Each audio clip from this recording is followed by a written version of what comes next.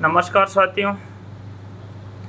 राजभाषा के 20 प्रश्न हम टॉप 20 प्रश्न इस सेट में लिए हैं। तो चलिए राजभाषा के 20 प्रश्न हैं, उन पे अपन चर्चा कर लेते हैं। तो पहला प्रश्न है, राजभाषा अधिनियम 1963 में कुल कितनी धाराएं हैं?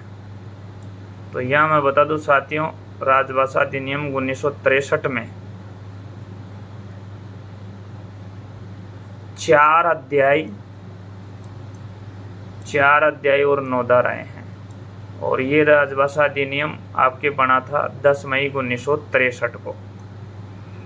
10 मई 1963 को बना था और इसके ठीक 4 साल बाद ये 10 मई 1967 को संशोधित हुआ था और ये 26 जनवरी 1965 से प्रभावी हुआ था।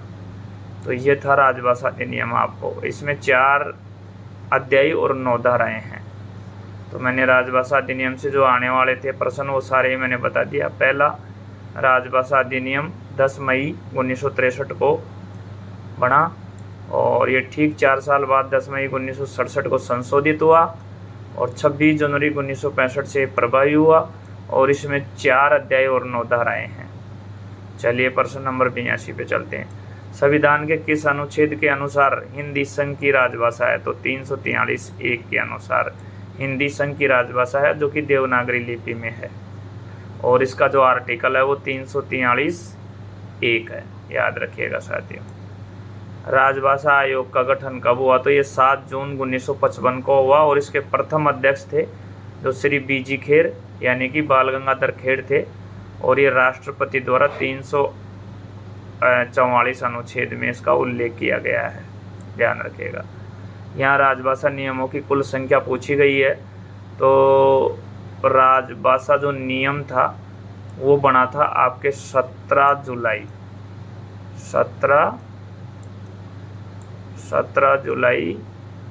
1976 को बना था राजभाषा नियम। और ये आपके अब तक 4 बार संशोधित हो चुका है। 1776 सॉरी साथियों, 1776 लिखना है।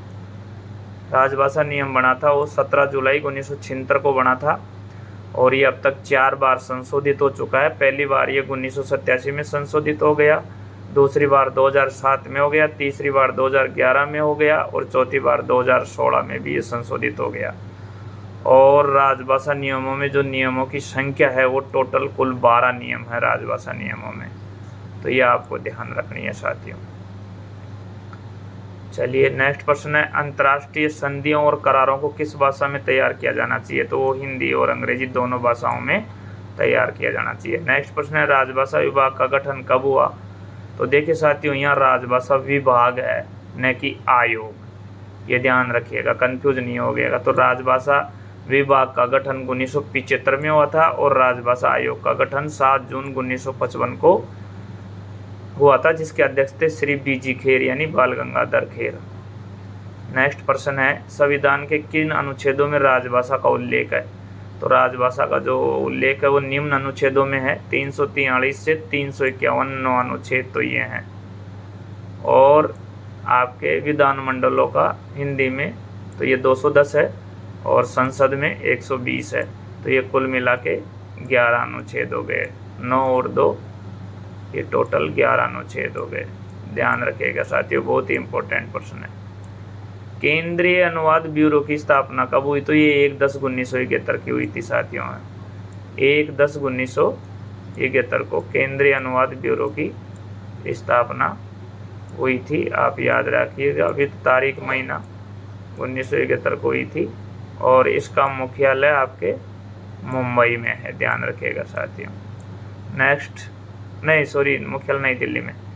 नेक्स्ट प्रश्न है, पहली संसदीय राजभाषा समिति कब गठित गई? तो ये राजभाषा संसदीय समिति है, तो ये 1976 में गठित की गई थी और अध्यक्ष थे इसके गृह मंत्री जी। और राजभाषा आयोग आपके 1955 में इसके प्रथम अध्यक्ष बीजी खेर थे और राजभाषा विभाग का गठन 1975 में हुआ था। तो तीनों कन्फर्म हो गए आपके। 14 सितंबर को राजभाषा दिवस मनाने की शुरुआत कब से हुई? तो ये 1953 से हुई, जब से 14 सितंबर को हिंदी दिवस मनाते हैं। विश्व में लगभग 1800 भाषाएं बोली जाती हैं। विश्व में लगभग 2800 भाषाएं बोली जाती हैं। 2800, विश्व में लगभग 2800 भाषाएं बोली जाती हैं। प्रश्न नंबर 92 है, भारतीय संविधान की अष्टम अनुसूची में अनुच्छेद 344(1) और 351 के अंतर्गत 344(1) और 351 के अंतर्गत निम्नलिखित 22 भाषाएं हैं। तो ये बता दूं मैं 22 भाषाएं कौन कौन सी आपकी, असमिया है, उड़िया है, उर्दू है, कन्नड़ है, कश्मीरी है, गुजराती है, तमिल है और तेलुगु है, पंजाबी है, बंगाली है, मराठी है, मलयालम है और आपके संस्कृत है और सिंधी को ये 1967 है साथियों। ये जो सिंधी भाषा है इसको 1967 में जोड़ा गया था 21वें संविधान संशोधन के तहत। और उसके बाद आपकी हिंदी है और ये 71वां संविधान संशोधन हुआ था 1992 में। उस समय ये 3 भाषाएं जोड़ी गई थी, कोंकणी, नेपाली और मणिपुरी। तो ये नेपाली एकमात्र विदेशी भाषा है, ये भी आपको ध्यान में रखना है, इससे प्रश्न बनता है एकमात्र विदेशी भाषा। और 2004 में 92वें संविधान संशोधन में 2004 में आपके ये 4 भाषाएं जोड़ी गई थी, बोडो, डोगरी, मैथिली, संस्थाली। इसकी ट्रिक है गणित का, जो अपन बोर्ड मास का नियम लगाते हैं वो ट्रिक है, बोडो, डोगरी, मैथिली और संस्थाली। यहाँ अपने को बताया कि कै क्षेत्र में कौन कौन से राज्य आते हैं। तो कै क्षेत्र में टोटल 11 आते हैं, देख लीजिए। कै में राजस्थान आता है, हरियाणा आता है, कै में हरियाणा आता है, हिमाचल प्रदेश आता है, दिल्ली आता है, उत्तर प्रदेश आता है, MP आता है, उत्तरांचल आता है, झारखंड आता है, छत्तीसगढ़ आता है, बिहार आता है, अंडमान निकोबार द्वीप समूह आता है। तो ये टोटल 11 हैं। और नियम 10(4) के अंतर्गत जिन कार्यालयों में 80% या उससे अधिक लोगों को हिंदी का कार्य साधक ज्ञान है तो उन्हें अधिसूचित किया जाएगा। 10(4) के अंतर्गत, नियम 10(4) के अंतर्गत ध्यान में रखिएगा। नेक्स्ट है राजभाषा अधिनियम 1963 की धारा 3(3), वेरी इंपॉर्टेंट। 1963 की धारा 3(3) में से निर्देशित सभी दस्तावेजों के लिए हिंदी और अंग्रेजी दोनों ही भाषाएं प्रयोग में लाई जाएंगी और इसे सुनिश्चित करने की जिम्मेदारी ऐसे दस्तावेजों पर हस्ताक्षर करने वाले व्यक्ति की होगी। तो ये 14 दस्तावेज होते हैं जो हिंदी अंग्रेजी दोनों में होते हैं। प्रश्न नंबर 96, राजभाषा कार्यान्वयन समितियां, कर्सर कहाँ खो गया। प्रश्न नंबर 96 है, राजभाषा कार्यान्वयन समितियां गठित करने पर इन समितियों की बैठक प्रत्येक 3 महीने में तथा वर्ष में 4 बार होती है। ध्यान रखिएगा साथियों, राजभाषा कार्यान्वयन समितियां।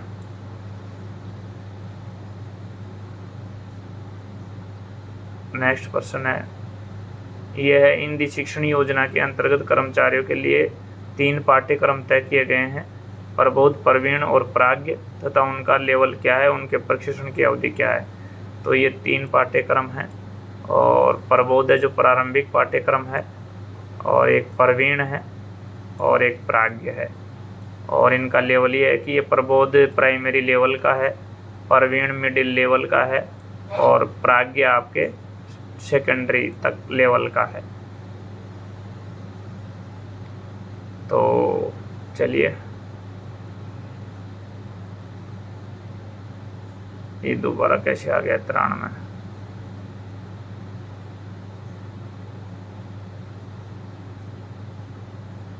चलो 98 में देख लेते हैं। राजभाषा अधिनियम की धारा 3(3) के अंतर्गत आने वाले विभिन्न प्रकार के कागजात निम्नलिखित हैं। तो 14 दस्तावेज होते हैं जो कि हिंदी अंग्रेजी दोनों में होते हैं। तो देख लेते हैं कौन कौन है। संकल्प है, सामान्य आदेश है, नियम है, अधिसूचनाएं हैं, प्रशासनिक और अन्य रिपोर्ट या प्रेस विज्ञप्तियां हैं। छठा है, संसद के किसी सदन या सदनों के समक्ष रखी गई प्रशासनिक अन्य रिपोर्ट और अन्य सरकारी कागज पत्र हैं। 7वां करार है। 8वां परमिट है। 9वां निविदा सूचना है और उनके प्रारूप। 10वां संविदाएं हैं और 11वां आपके अनुज्ञप्ति या अनुज्ञा पत्र है। और 12वां आरक्षण चार्ट है। उक्त कागजात अनिवार्यतः हिंदी एवं अंग्रेजी द्विभाषा में जारी किए जाने चाहिए। इन कागजातों को द्विभाषी में जारी करने की जिम्मेदारी हस्ताक्षरकर्ता अधिकारी की होगी। और लास्ट प्रश्न है 99 देख लेते हैं, राजभाषा और राष्ट्रभाषा में क्या अंतर है। तो संविधान की 8वीं अनुसूची में जो 22 भाषाएं हैं वे सभी राष्ट्रभाषाएं कहलाती हैं। और जो भाषा केंद्र व राज्य सरकार अपने सरकारी कामकाज के लिए जिस भाषा का प्रयोग करती है वह राजभाषा कहलाती है। किसी राज्य में यह राजभाषा एक से अधिक भी हो सकती है। और लास्ट प्रश्न है नियम 9 हिंदी में प्रवीणता के लिए है और 9.1 हिंदी में कार्य साधक ज्ञान के लिए है। ध्यान रखिएगा साथियों। तो ये थे राजभाषा से 20 top person. Thanks for watching this video.